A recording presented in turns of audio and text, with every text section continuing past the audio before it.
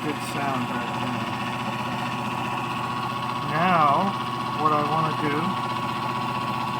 is this is going to be the switch that shorts at the peaks, at the sine wave peaks.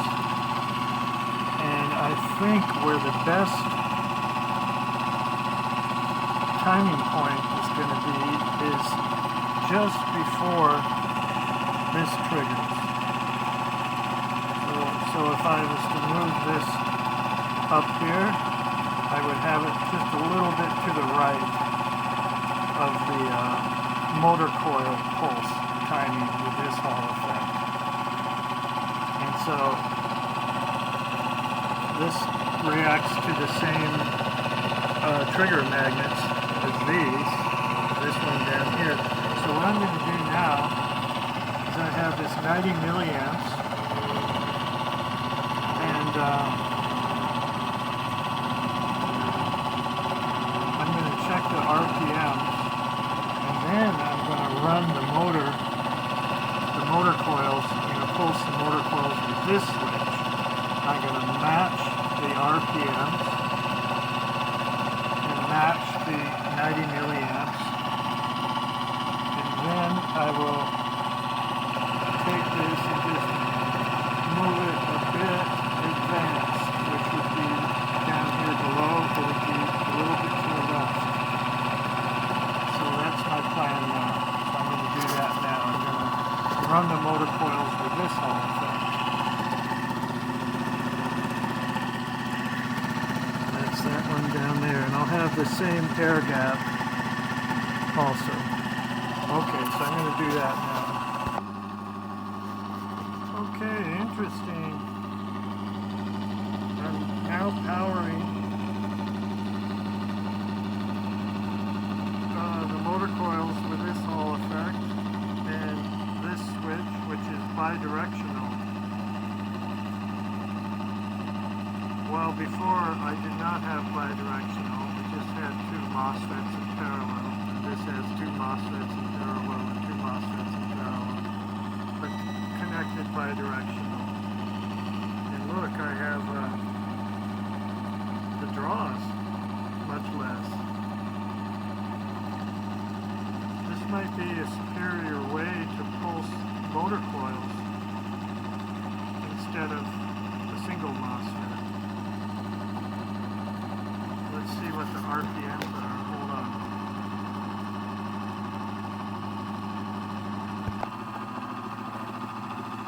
Okay, I got the RPMs almost up to the same. I'm just going to hold it here. And the draw, instead of 90 milliamps, is 60 milliamps. It seems like this is a better way to switch. You know, when you have bidirectionals, it makes it so it can switch AC. So maybe it's giving an outlet for the back EMF to get out of the way. Maybe, I don't know. So now, at this timing right here of this switch is, now I'm going to go back, pulse it with the regular MOSFET, and now I'm going to be doing a coil short at this timing right here, which is kind of like the peak period of what's happening. And we'll see how it goes. And this is what all this is leading up to. I want to see how this goes. Okay, hold on. Okay, now I have connected a full wave bridge rectifier to that induced generator coil half. So I have a full wave bridge rectifier AC legs connected here. And this is the drive motor coil half of the biflyman. This is the induced generator coil. These are very fast diodes. I think think they go up to 600 volts and 20 amps or something. So anyway, so that's a full wave bridge. So this is some DC coming out up here. So let's see what we have in DC coming out of there. Hold on. Okay, DC out of that is 35.12 volts DC. It's not too bad. Now if I add a cap to that, it's going to go way up. It's going to go up to 100 volts in a little while. I know that. But I'm going to add a pretty big cap. A small cap will go up by like 200 UF or 500 UF. This is 6,800. It only goes to 50 volts, this cap, so I'll be careful about that. Now,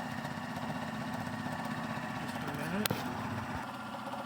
Alright, I connected that cap, and here's the voltage. Like I was saying, if I have like a 200 volt cap, that just rockets way up past 100 volts. But this is a pretty big cap. It's not as big as this thing, of course. So now I'm going to short out the coils with this switch. I have these two white wires. And I short them on the AC side of the full wave bridge rectifier, right? So just one moment, we'll see what happens. Okay, I just did it, and it lugged the motor down, but I'll show you. We're at 27.4 now. It did make the voltage increase by about 5 volts into that cap. When I attach this wire here, it's going to be, it's not a short that shorts all the time, it just shorts at whenever this little magnet passes by. So, it's gone up. I'm going to fool around the timing.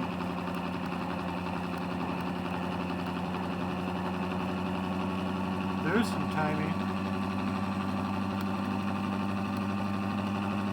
Right over here. It's not lugging now with this timing.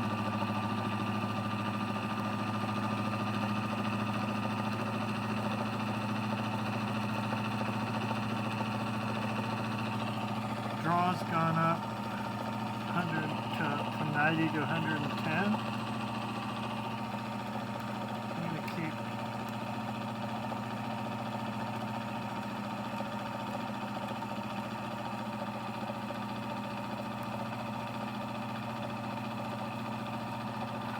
About there is nice.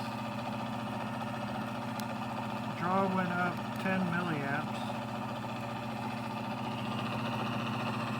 That's why I put this adjustable timing down here, because I know you have to find the sweet spot timing when you do this coil shorting.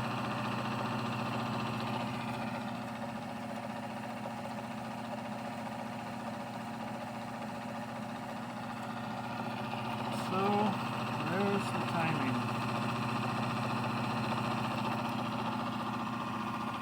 And I think I will call it an experimental experiment here. And at 36 volts in the 6,800 cap.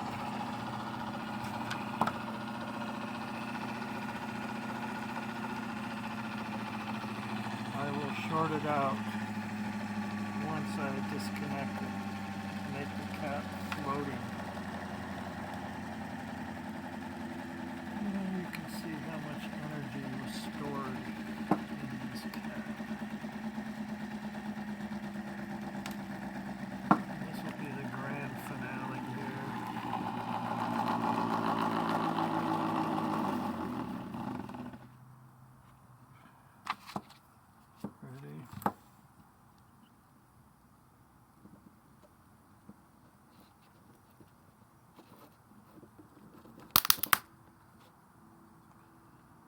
Okay. Thank you for watching a little peak coil shorting experiment.